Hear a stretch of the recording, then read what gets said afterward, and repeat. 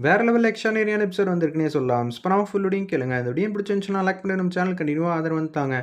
சரி வீட்டுக்கு போலாம் அப்படின்னு சொல்லிட்டு, ஒட்டுமொத்த குடும்பமும் வந்து வீட்டுக்கு வந்து போறாங்க. அப்பத்தா வீட்டுக்கு. அப்பன்னு பார்த்து அதிகாரிங்களா ஏகப்பட்ட பேர் வந்து வராங்க. ஆல்ரெடி இவங்க நமக்கு குடுக்க வேண்டிய காசும் தரல. அதேபோல ஏகப்பட்ட தவணையெல்லாம் இருக்கு. இனிமேட்டுக்கு அவங்க குடுத்த நேரம், அவகாசம் எல்லாமே முடிஞ்சிருச்சு. அந்த வீடு இனிமேட்டு நமக்கு தான் சொந்தம். அத ஏலத்துல விட்டு, அடுத்தது வித்ததுக்கு அப்புறமேட்டுக்கு அவங்களுக்கு தேவையான தொகைய அவங்களுக்கு குடுத்துட்டு, நமக்கு குடுக்க வேண்டிய தொகைய அதுலேருந்து எடுத்துக்க வேண்டியது தானே! அதிரடியா வந்து யோசிச்சுட்டு அங்கேருந்து வந்துட்டு இருக்காங்க. பாண்டி மேல வச்சிருக்கிற மரியாதை எல்லாமே வந்து போயிடுச்சு, ஒட்டுமொத்த குடும்பத்துக்கும். மனோ வந்து கேட்குறாங்க பாண்டிகிட்ட, "ஏன்டா இப்படியெல்லாம் ஒரு நாடகம் ஆடப் போறீங்கன்னு என்கிட்ட வந்து சொல்லியிருக்கலாம்லடா! என் பொண்டாட்டி என்னை பத்தி என்னடா நெனப்பா? இப்படி பண்ணி வச்சிருக்கியேடா!" அப்படின்னு மனோ வந்து கேட்குறாங்க. இது எல்லாத்தையும் பாண்டியால எதுவும் சொல்ல முடியாம மௌனமா இருக்காங்க. "மாமா, போதும் மாமா. நீங்க கேட்டு என்ன ஆகப்போகுது? இனிமேட்டுக்கும் எந்த வகையிலயும் பிரச்சனை வராத அளவுக்கு நடந்துக்கிட்டா, அதுவே சந்தோஷம் தான். பார்த்துக்கங்க அவ்வளோதான். அடுத்த வாட்டி காப்பாத்துறதுக்குலாம் உங்க வீட்ல எந்த பசங்களும் இல்ல. பார்த்து சூதானமா நடந்துக்கங்கங்கிற" மாரி மீனாட்சி சொன்னோனே, "சரி, சரி. சுமதி வந்து எதுவும் தப்பா நெனச்சுக்காதீங்க. அம்மா சின்ன வயசுலேருந்து கஷ்டப்பட்டு உழைச்ச உழைப்பில்ல. அதனால தான் அருமை தெரிஞ்சு அவங்க வந்து பேசிட்டு இருக்காங்க. தம்பி, குடும்பம்னா ஒற்றுமையா இருக்கணும்ப்பா. ஒற்றுமையா இருந்தாலே பிரச்சனை வந்து வராது. நம்ப அடுத்த கட்டத்துக்கு முன்னேற வழிய வந்து தேடணும். அத விட்டுட்டு இருக்கிற இடத்த தக்கையாவது வச்சுக்கணும். கீழ இறங்கி வரக்கூடாது. இப்ப பாருங்க, 1 வருஷத்துக்குள்ள இது எல்லாத்தையும் வந்து சரி செய்யணும்னா, எவ்வளோ பெரிய விஷயம். பார்த்துக்கங்க தம்பி. 1 செகண்ட்லேருந்து நம்ம கிட்டேருந்து இருக்கிற பைசாலாம் வந்து வெளியில போயிடும். அதே பைசாவ சேமிப்பு பண்றதெல்லாம் அவ்வளோ ஈஸியான விஷயம் இல்ல. புரிஞ்சு நடந்துக்கங்க அப்படின்னு சுமதி வந்து சொன்னோனே, இதெல்லாம் எனக்கு தேவ தான் அப்படின்னு அப்பதான் வந்து யோசிச்சுட்டு இருக்காங்க. எல்லாரும் வந்து வீட்டு வாசல்ல வந்து நிக்கிறாங்க. சரி பொண்ணுக்கு யாரு வந்து ஆர்த்தி வந்து எடுக்க போறா அப்படின்னு சொல்லும்போது, என் மருமகளுக்கு நான் தான் ஆர்த்தி எடுக்க போறேன் அப்படின்னு சொல்லிட்டு இருக்கிறப்ப, அதிகாரிங்கலாம் வராங்க. ஜீப்ல வந்த உடனே, "இருங்கப்பா, நீங்க எங்க போறீங்க? வீட்டுக்குள்ளயா? வீட்டுக்குள்ளலாம் போக்கூடாதுன்னு" சொல்லிட்டு நோட்டீஸ் எடுத்து காம்பவுண்டு செவுத்துலயும், அதே மாரி கதவுலயும் வந்து ஒட்டுறாங்க. "யாரு சார் நீங்க?" அப்படின்னு பாண்டி வந்து கேட்கும்போது, "இருங்கப்பா, உங்க வீட்டுக்கு நாங்க நல்லது செய்ய தான் வந்திருக்கோம்னு" பூட்டுல வெள்ள துணிய வந்து சுத்திட்டு, அப்படியே ஒரு முத்திரை எடுத்து பதிக்கிறாங்க. "சார், என்ன சார் பண்ணிக்கிட்டு இருக்கீங்க? மொதல்ல நீங்க எல்லாருமே இங்க கையெழுத்து போட்டே ஆவணும். இல்லாட்டி அவ்வளோதான். தவணை பாக்கி எவ்வளோ இருக்கு? இதெல்லாம் மறந்துட்டீங்களா?" அப்படின்னு சொல்லும்போது, இந்த விஷயத்த எப்புட்றா மறந்தோங்கிற மாரி யோசிச்சுட்டு இருக்கிறப்ப, "பாண்டி கொஞ்சமாவது கவனமா இருந்திருக்கலாம்ல. ஏங்க? ஏங்க நீங்க இப்படி பண்ணிட்டு இருக்கீங்க?" அப்படின்னு உச்சக்கட்ட கோவத்துல எல்லாரும் வந்து பேசிட்டு இருக்காங்க. "எங்களுக்கு நேரம், காலம், அவகாசம் எல்லாமே குடுத்துட்டோம். உங்களுக்கு நோட்டீஸ் கூட வந்து குடுத்துருந்தோமே! அதக்கூட நீங்க மதிக்கலையே! வட்டி கட்டியிருந்தாவது உங்களுக்கு இந்த இடத்துல இப்படி ஒரு நிகழ்வு வந்து நடந்திருக்காது. பொண்ணும் மாப்பிள்ளை வேற வந்திருக்காங்க. உங்க கஷ்டம் தெரியுது. ஆனா எதுவும் என்னால செய்ய முடியாதுன்னு" சொன்னோனே, மீனாட்சிலேருந்து எல்லாரும் பேரதிர்ச்சியா இருக்காங்க. ஆல்ரெடி நீங்க என்னதான் வச்சிருக்கீங்கன்னு ஒண்ணும் புரியல. என்னமோ சம்மந்தம் பேசுறதுக்கு முன்னாடி ஆச்சா போச்சான்னு அப்பதான் வந்து அந்த அளவு பேசிட்டு இருந்தாங்களே!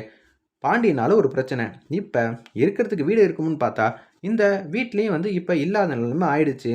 "ஏய்! இது எல்லாத்துக்கும் காரணம் தேன்மொழியோட ராசி தான். அதனால தான் நாங்க இவ்ளோ கஷ்டப்பட்டுட்டு இருக்கோம்னு" சொன்னோனே, மீனாட்சிக்கும், சுமதிக்கும் வந்துச்சு பாருங்க கோவம். வெளுத்தெடுத்துட்டாங்க. அப்பத்தாவையும் ஒட்டுமொத்த குடும்பத்தையும். "என்ன நெனச்சுக்கிட்டு இருக்கீங்க? நீங்க என்ன வேணாலும் பேசலாம். நாங்க எல்லாம் வந்து அமைதியா இருக்கணும்னு நெனைக்கிறீங்களா? நீங்க பண்றது எதுவுமே சரியில்ல. என் பொண்ணு நல்லா வாழணும்னு தான் நான் இந்த இடத்துக்கே வந்து ஓகே சொன்னேன். ஆனா நீங்க ஒவ்வொரு கட்டத்திலயும் ஒவ்வொரு பிரச்சனைய புதுசு புதுசா வந்து தேடி வந்துகிட்டே இருக்கீங்க. இதெல்லாம் பார்த்துக்கிட்டு நான் சும்மா இருக்கணுமா? எனக்கு கோவம் வருது." அப்படின்னு சுமதி பேசும்போது, "ஏய் சுமதி! உன் லெவலுக்கே உனக்கு இவ்ளோ கோவம் வருதா?" அப்படின்னு சொல்லி கேட்கும்போது, "என்ன உன் லெவல், என் லெவல். எங்க அம்மா எவ்வளோ தெரியுமா வந்து வசதி வாய்ப்பா இருக்காங்க. நான் வந்து பணத்த வச்சு சொல்லல. கடன் இல்லாம எங்க அம்மா இருக்காங்க. அதுவே பெரிய வசதி வாய்ப்பு தான். இங்க ஒண்ணும் பேராசைக்கெல்லாம் பட்டுட்டு, நாங்க அடுத்த கட்டத்துக்கு போறோம்ன்னு சொல்லிட்டு, இப்படியெல்லாம் வில்லங்கத்த விலை குடுத்து வாங்குறவங்கலாம் நாங்க கிடையாது. எங்க அம்மா போல யாராலும் இருக்க முடியுமா?" அப்படின்னு சொல்லிட்டு இருக்கிறப்ப, இதுல நீங்க வேற எங்க அம்மாவ குறை சொல்ற அளவுக்கு பேசுறதுக்குலாம் தகுதியும் இல்ல, ஒண்ணும் இல்ல. ஆர்த்தி எடுக்கக்கூட வழி இல்லாம, இப்ப நட்ட நடு ரோட்ல வந்து நிக்க வைக்கிறீங்களே! இப்ப நாங்க தான் உங்களுக்கு அடைக்கலம் வந்து குடுக்கணும். அப்படி இருக்கிற சூழ்நிலையில, இப்படியெல்லாம் நீங்க பேசுறதெல்லாம் சரியே இல்ல. ஏம்மா உங்க குடும்ப விவகாரத்தெல்லாம் அப்புறம் வச்சுக்கங்க. எங்க முன்னாடி வந்து வச்சுக்கிட்டு இருக்கீங்க. 3 பசங்க வந்து கையெழுத்து வந்து போடணும்." அப்படின்னு சொல்லும்போது, பாண்டி வந்து கையெழுத்து போடுறாங்க. மனோவும் கையெழுத்து போடுறாங்க. "அத்த, என்ன மன்னிச்சிடுங்க அத்த. எனக்கு எதுவும் தெரியாது. என்ன நம்பி தான் நீங்க எல்லாமே வந்து செய்றீங்க. ஆனா, நான் இதுக்கு எப்படி விசுவாசியா இருக்க போறேன்னு தெரியல. தம்பி, எது நடந்தாலும் எனக்கு கவலை இல்ல தம்பி. ஒண்ணே ஒண்ணு தான் இருக்கு. அத மட்டும் என்ன சங்கடப்பட வச்சுறாதீங்க. என்ன, என் பொண்ண வந்து நல்லபடியா வந்து பார்த்துக்கங்க. அதிலயும் ஏதாவது கஷ்டத்த வந்து குடுத்துறாதீங்க. என்னால பார்த்துக்கிட்டு இருக்க முடியாது. அத்த, என்ன வேணாலும் பிரச்சனை வரலாம். என் மூலியமா தேன்மொழிக்கு ஒரு சின்ன சங்கடம் கூட வர வாய்ப்பே இல்லங்கிற மாரி அதிரடியா சுமதி அம்மாக்கு வந்து வாக்குறுதி குடுக்குறாங்க. அந்த நேரம்னு பார்த்து இன்னொரு பையன் இருந்தானே, யாரு கடைசி பையன்? ஜீவானந்தம் அப்படின்னு அந்த இடத்துல பேர் சொல்லி கூப்பிடுறாங்க. அந்த இடத்துல அப்பன்னு பார்த்து, இன்னொரு பையனா? யார்றா அது? அப்படின்னு சொல்லி யோசிச்சுட்டு இருக்கிறப்ப, ஹெல்மெட்ல மாசா வந்து ஜீவா வந்து வந்துகிட்டு இருக்காங்க. கால் பண்றாங்க அந்த இடத்துல. நம்ம மனோவும், ஏன்னா கையெழுத்து போட்டதுக்கு அப்புறம் தானே இங்கேருந்து முடியும். அப்படி இருக்கிற சூழ்நிலையில, என் பேரன் அப்புறமேட்டு வந்து கையெழுத்து போடுவாங்கிற மாரி அப்பத்தா சொல்றாங்க. அதெல்லாம் முடியாதுங்க. நீங்க அப்புறம் வருவீங்க, அப்புறம் வருவீங்கன்னு நாள் கடத்துவீங்க. இதெல்லாம் பார்த்துட்டு எங்களால இருக்க முடியாது. கையெழுத்து போட்டா தான் இங்கேருந்து நீங்க முடியும். இல்லாட்டி நாங்க உங்கள எல்லாரையும் ஸ்டேஷனுக்கு வந்து கூட்டிட்டு போயிடுவோம் அப்படின்னு சொல்லும்போது, "இதுல இந்த நிலைமை வேறயா?" அப்படின்னு சொன்னோனே, "ஏய் ஜீவாக்கு கால் பண்ணி வர சொல்றான்னோனே." ஜீவாக்கு வந்து கால் பண்றாங்க. கால் பண்ணி இது மாரி நடந்த விஷயத்தெல்லாம் சொன்னோனே, அவரு பாட்டுக்கு பைக்ல வந்து இறங்குறாரு. இறங்கி முடிச்ச உடனே ஒட்டுமொத்த குடும்பத்துக்கு முன்னாடி பேசுறாங்க. "நான் தான் கடைசி பையன் ஜீவா" அப்படின்னு சொல்லி அறிமுகப்படுத்துறாங்க. அந்த இடத்துல "குடுங்க நான் கையெழுத்து போடுறேன்னு" சொல்றப்ப, மீனா வந்து இது எல்லாத்தையும் வந்து நேரடியா வந்து பார்த்துட்டாங்க. அச்சச்சோ! இவன் ஆல்ரெடி 1ஆம் நபர் பிரச்சனைக்குன்னு தேடுறவனாச்சே! இவன் குடும்பத்தில தான் எங்க அக்கா வந்து இருக்க போறாளா? மூத்தவன் கடன வாங்கி என்ன செய்வான்னே தெரியாது. கடைசி பையன் எங்க என்ன வந்து பிரச்சனைய தேடுவான்னு சுத்தமா வந்து தெரியாது. அப்படி இருக்கிற சூழ்நிலையில இப்படியெல்லாம் ஆயிடுச்சுன்னு சொல்லி ஜீவாவ பார்த்து செம்மையா வந்து முறைக்கிறாங்க. "மாமா, உங்க தம்பி சமாச்சாரத்த பத்தி ஃபுல்லா உங்களுக்கு தெரியுமா?" அப்படின்னு சொன்னோனே, "டேய்! நீ என்னடா பண்ணி வச்சிருக்க?" அப்படின்னு சொல்லி ஜீவா வந்து கேட்கிறப்ப, அவங்க தப்பா புரிஞ்சுகிட்டு இருக்காங்க. அதுக்கெல்லாம் வந்து நான் எதுவும் செய்ய முடியாது. ஜீவாவ பத்தி எனக்கு தெரியுமா? அவன் கோவப்படுவான், சண்டைக்குன்னு போவான். ஆனா, அவன் தப்பான பையன் வந்து கிடையாது. அவன் விஷயத்துல நான் உனக்கு நம்பிக்கை வந்து குடுக்குறேன். உங்கள தவிர இந்த வீட்ல நான் யாரையும் நம்ப முடியாது. போற போக்க பார்த்தா உங்க சம்மந்தப்பட்ட விஷயம் கூட என்ன தெரியுங்கிற மாரி தான் இப்ப எனக்கு தோணுது. இப்ப நாங்க என்ன செய்யறது? கையெழுத்து போட்டுட்டு அப்புறம் பேசுறீங்களான்னு சொன்னோனே, கையெழுத்து வந்து போடுறாங்க.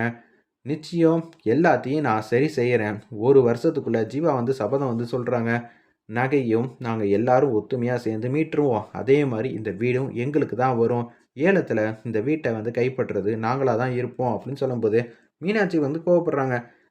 ஆல்ரெடி இங்க அசல விட வட்டியே கட்ட முடியலையாம். அதுக்கப்புறம் நீ ஏலத்துல வேலை எல்லாத்தையும் எடுப்பேங்கிற. இதெல்லாம் நம்புற மாரியா இருக்கு? என்ன சொல்றது? அப்படியெல்லாம் இந்த வீட்டெல்லாம் வந்து கைமீறியெல்லாம் வந்து விட்டுறலாம் மாட்டோம். நாங்க ஏதாவது ஒண்ணு பண்ணுவோங்கிற மாரி ஜீவா வந்து சொல்லிட்டு இருக்காங்க. ஆமா, இந்த குடும்பத்துக்கு நம்ப தான் ஏதாவது ஒண்ணு பண்ணணும் போல இருக்கு. இதுக்கு மேலயும் நம்ம என்னம்மா செய்றது? இவங்க எல்லாரையும் நம்ப வீட்டுக்கு தான் கூட்டிட்டு போயிட்டு 3 வேள உட்கார வச்சு சாப்பாடு வந்து போடணும் போல. இதெல்லாம் எங்க போய் நிக்கிறதுன்னு எனக்கு சுத்தமா வந்து தெரியலங்கிற மாரி மீனாட்சி வந்து சத்தம் போடுறாங்க.